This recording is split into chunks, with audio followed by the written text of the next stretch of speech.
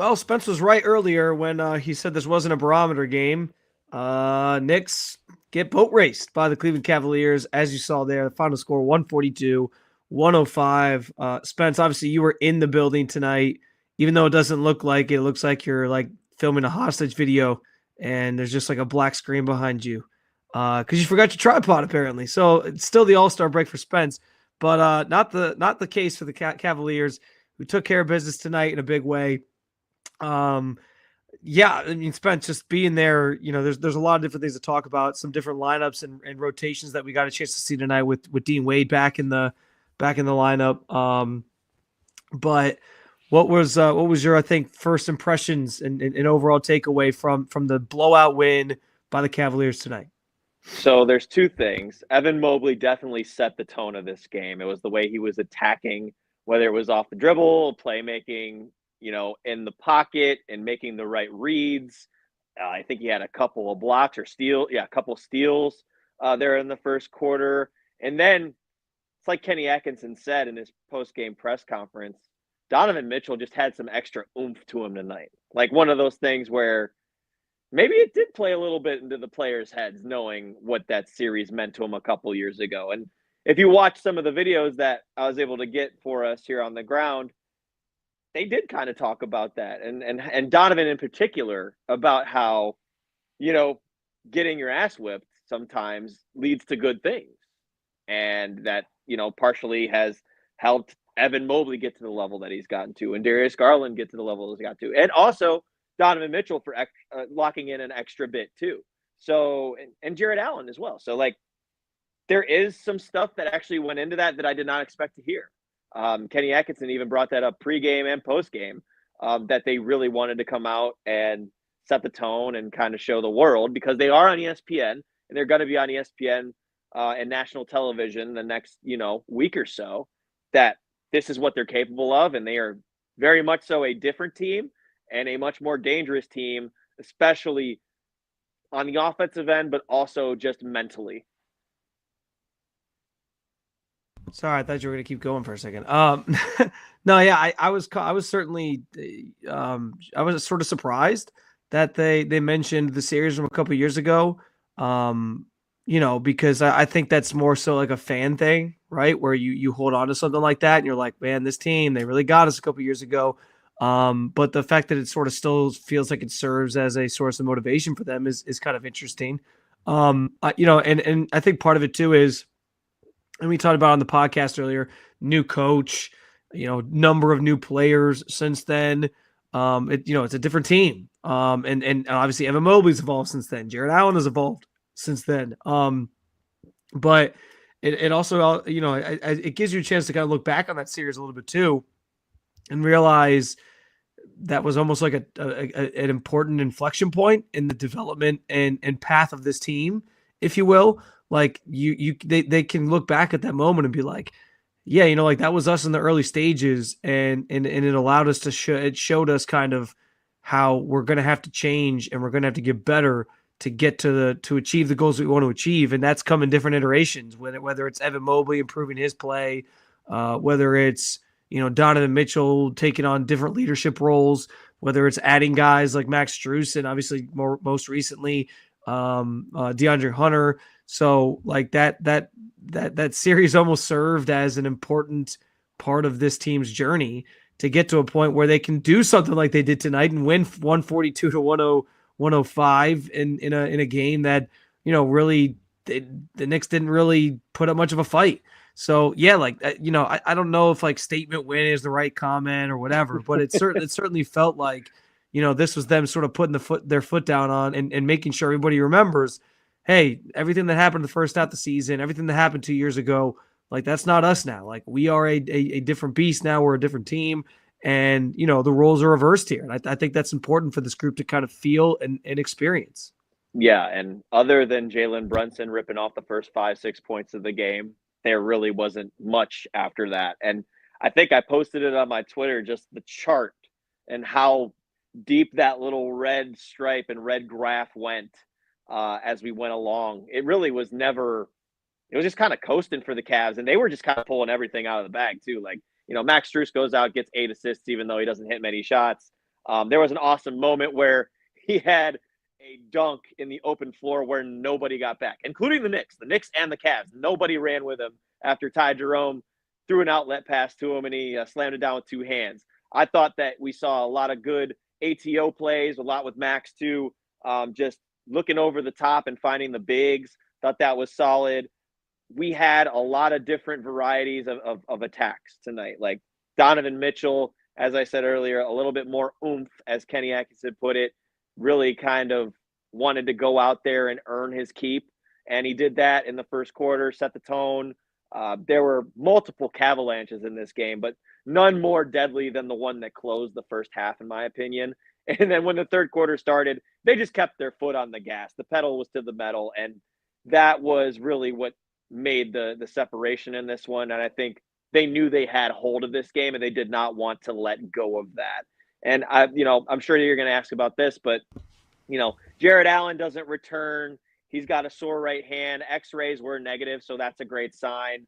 Yeah. His unofficial spokesperson, as Chris Fedor calls Donovan Mitchell, he was asked about it, and he said he's perfectly fine. So keep that one. I saw that story coming out of the locker room. Yes. Yeah. So keep that one to bed. Now Darius, he took a really scary fall in this one because one, he ended up getting an off arm to the face on a Jalen Brunson offensive foul the possession before, but then he comes back the other end and tries to drive past Karl Anthony Towns, who he beat.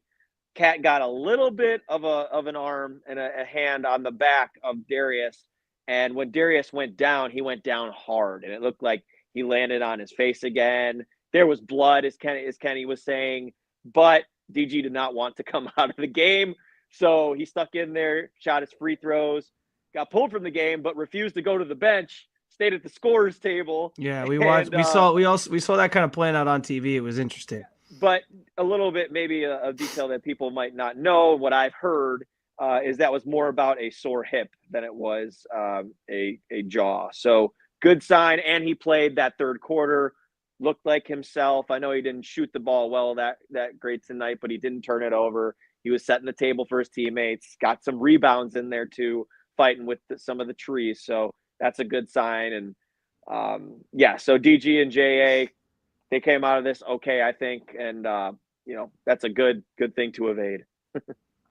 Yeah, I mean, I think that is probably one of the biggest concerns for Cavs fans this point in the season and the rest of the way is just everybody staying healthy. And there's, we talk about PTSD from the Knicks series from 2 years ago. I think there's always a little bit of PTSD that kicks in whenever you see Donovan or Darius Garland rather, take an elbow to the face or get hit in a certain way because the injuries obviously have been an issue for him the last couple of years and nobody wants to see him have to go through that again. So hopefully all is well and, he's back out there Sunday and everyone's good to go. And obviously good news on Jared as well. But that is, I think, the big sort of overarching feeling is, just keeping everybody healthy for the home stretch here before the playoffs obviously get rolling. I think another thing that stands out from this game, and I do want to talk about here coming up as well, just some of the lineups that we got to see tonight in certain spurts. But Spence, we can't not mention the discrepancy in bench points tonight. 46-4, I believe it was when the game ended. And, that's probably not going to be the case most nights that the Knicks only get 4 bench points. But I also think, I talked about this in the pod earlier. One of the reasons this Knicks team isn't the same Knicks team from a couple years ago is that they lack a lot of depth. I think their defense is taking a hit this year. I think they're obviously a different version of themselves because they have a lot more wings now. But because of some of the deals they've made, the trades they've made, the changing of the roster they've developed, their bench isn't quite as deep. And when they're dealing with injuries like to Josh Hart, who didn't play tonight, and obviously Mitchell Robinson, who still hasn't played, like when they're dealing with those injuries, like that's a hard thing for them to overcome because they don't have the depth to make up that ground. And so I think as we've talked about the Cavs being a deep team, it felt like this was a game where that depth really came in handy. And I know what people are going to say. There'll be some Knicks fans who are living in denial because that's what Knicks fans do, who say, oh, well, it was the second night of a back-to-back and Tibbs really runs them a lot of minutes. And I'll remind you that the Cavs also are on the second night of a back-to-back, play less minutes, yes, but they also had to fly in from New York to be here for this game. Like, there's a lot of similarities there, and the Cavs were ready to go. They have a deep bench, and everybody, it felt like, contributed at certain points in this game. It was an awesome thing to see. And I do think that's one reason why, if these two teams were to face in the playoffs, the Cavs have a major advantage because, again, you don't go quite as deep in your rotations the way Kenny Atkinson does right now in the postseason. But they're going to have guys that can come in and give you meaningful, impactful minutes in those games because they've kept them fresh and they've gotten them involved throughout the year. So the minutes part of this, the bench part of this, none of that can be understated because I think that's another massive difference between these two teams. Now your first two off the bench instead of Karis LeVert and Georges Niang are Ty Jerome and DeAndre Hunter, two guys who have played a ton of basketball together, national championship duo at Virginia. Go Hoos, as they always say. But Jerome and Hunter, they just kind of have this niche chemistry that really can play into what the Cavs are doing.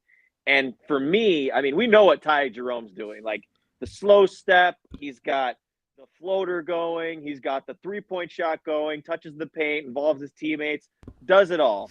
And he's been terrific this year, up there for Sixth Man of the Year. You know who else is up there for Sixth Man of the Year? DeAndre Hunter, who coming into Cleveland was scoring 19 points a game for the Hawks. Tonight, and honestly the last couple of games, DeAndre's shown some self-creation. And I kind of asked him about that because it's something that he hasn't really done for the Hawks, at least this year, and with different, kind of iterations of that team, because a lot of his stuff is off ball. It's a lot of catch, shoot, and catch and drive and attacking closeouts. This stuff, like, DeAndre's pulling up in transition shooting threes now. And you're seeing him take these shots over people because the apex of his shot form is pretty much impossible to contest unless you're Kevin Durant or one of those 7-footers like Evan Mobley. So that's just another big part of this that you add to the Cavs attack. And then you don't even talk about the defensive side because we saw a trio of Hunter, Wade, Mobley in this game. Like, how dangerous can that be? How dangerous can that be with Isaac Okoro in the lineup? Okay? And, like, you have so many different combinations and ways to make it difficult defensively, switching, but even individual defenders on the floor at the same time. This can get real dangerous. And Donovan Mitchell even joked that he felt like he was really small out there with all those guys on the floor. So that's a good thing because it's not just the height that we have to look at. It's the wingspan. And it's, as Donovan said, it's the gaps. You can play the gaps like that defensively, and you're just disruptive just by doing this. And you're not even moving your feet, and you're not even, being all – you don't even have to be aggressive to do that because of how your arms are. And add in the fact that the Cavs are aggressive when they defend, and they are trying to create more turnovers and win the possession game. That's going to put you in a really, really solid spot. Yeah. Yeah, no, and I'm glad you brought up some of these rotations because you knew coming into the second half, one of the things that I was most excited about was any lineup that's going to feature Hunter and Wade at the same time, because we knew before the trade deadline, Wade was like the one wing that gave you a different look and made you feel like you could sort of run with some of these wing-heavy teams. You throw Hunter into the mix, and now it's like, okay, you got two guys that you feel like are real threats on the wing on both ends of the floor, mind you, offensively and defensively, and you put them out there together. And I know there was the one iteration of it that we talked. I texted you about. I know was Wade, Hunter, Jerome, Mitchell, and Mobley. You mentioned the other one that included Okoro in that instead of Jerome. So yeah, like I'm fascinated to see what that sort of looks like. And this was Dean Wade's obviously first game back since he's been dealing with some injuries. So if they can keep him healthy, like it's just another thing that the Cavs kind of can unlock and throw at teams that they haven't necessarily had to account for to this point. So yeah, like so many weapons in this arsenal, so many different things for Kenny Atkinson to deploy and try. And I'm looking forward to seeing like how he continues to use these different groupings and sort of iron some things out and work out some kinks with them leading into the postseason. Yeah, and that's what you're going to do. You're going to see a bunch of the combinations and changing stuff up. I mentioned the one earlier on our podcast that I can't think of at the top of my head, but was something that was different. I like this just particular, like you said, with the wings, because how many times have the Cavs been reliant on Dean Wade to be their like wing stopper? Yeah. And now you got multiple guys who can do that. And with Yeah. the And reported addition that's coming potentially in Javonte Green, then you yeah, have it's another another one. It's option to another do one. it. And Isaac is really dependable in that spot too. So now you have a number of guys who can step up. Shoot, even Evan Mobley can do that and defend the wings. And like that's a big part of this. I think that's Yeah. really going to go a long way for them in the postseason. Well, we talked so much about, before the trade deadline, this team being almost needing to be too dependent on like their eighth best player in Dean Wade. Like he was that important. And so having Hunter in the mix now, I mean, I think it's honestly a huge thing for Wade because it takes some pressure off of him. Like it doesn't feel like so much is on his shoulders now, and he can play a little bit more free. And so I'm curious to see like if that helps unlock him a little bit as the season continues and as he starts, getting back into the rotation and back into the swing of things. What type of contributions he can make on both ends of the floor. If he's a little less streaky of a shooter at times than he's been this year. So grabbing more rebounds. Yeah. Right? Like he can focus on different things, and so I'm excited about that. I'll say this to double down, I guess, in a way on what I said in the podcast. The Cavs proved me right. Like I said, I wasn't losing sleep over this team in terms of them threatening the Cavs in the Eastern Conference. I think tonight sort of reestablished and reminded everybody. And I will say this, Spence, like I was giving the Knicks a fair opportunity here because the last time we saw these two teams play was game 2 of the regular season. And I get it. It's one game. People don't read too much in the regular season, I think, in general. But like this was a chance, when the Celtics come to town, they get up for this game. They know the Cavs are a threat, and they're like, all right, we're going to see how this thing goes. And those games have felt like playoff games. I was treating this one with the same sort of respect. Knicks coming to town. They're the third best team in the East right now. They think they're at least on the same playing field as this Cavs team. What are they going to do, even on the second night of the back-to-back? And we saw the result. The Cavs just wore them out, wore them down. To me, showed that they're the better team. And so, yeah, like this is now for me where I'm at with it. It's the Cavs, it's the Celtics, and it's everybody else in the Eastern Conference. And I don't know that much is going to change in that regard. The Knicks are already dealing with injuries. I don't necessarily think that because of the way that Tibbs plays these guys, that they're going to get healthier before the playoffs start. Like there's a better chance that they get more hurt because of how these guys kind of play. So yeah, this was a statement in a different way, just kind of to remind folks that this Cavaliers team is for real and that this isn't the same team that played that Knicks team from 2 years ago. And clearly that was something that was a source of motivation for these guys as well. Leave you with this, and this is what we were talking about in the media room afterwards. You're going to laugh at this one. You know how everyone complains about Tom Thibodeau and how much he plays his starters? Well, the Cavs were able to get them their rest tonight because they played all less than 30 minutes. So that's partially a godsend, I think, on their part because the Knicks do need some rest, man. Like, they played an overtime game last night at home. Both teams traveled up from New York. We talked about the discrepancy on the post-game show last night, me and Megs did. And, I mean, I don't think that's the only reason this was like this. I think the Cavs are just far superior offensively. But, I mean, the proof is in the pudding. Yeah. And you bring up being far superior offensively. I think that's something that's different from 2 years ago. I think the Knicks defensively aren't as good as they were 2 years ago. And the Cavs, on the other hand, like they're top 10 in both those things. And that's, that's usually the recipe for being a team that has a chance to win a title. And the Cavs reminded and reaffirmed that belief today for everybody who was watching and around the league. And it was a national audience. It's the Cavs, it's the Celtics, and it's everybody else in the East. Just saying. I'm just saying.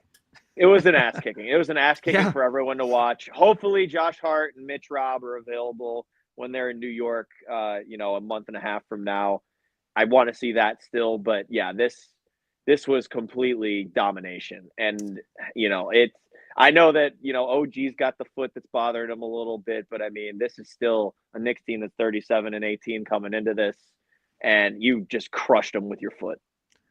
I'm in a way, I'm a little disappointed, Spence, because I know we had talked about maybe traveling for that Knicks game in New York late in the season if it meant something or felt like it was going to mean something.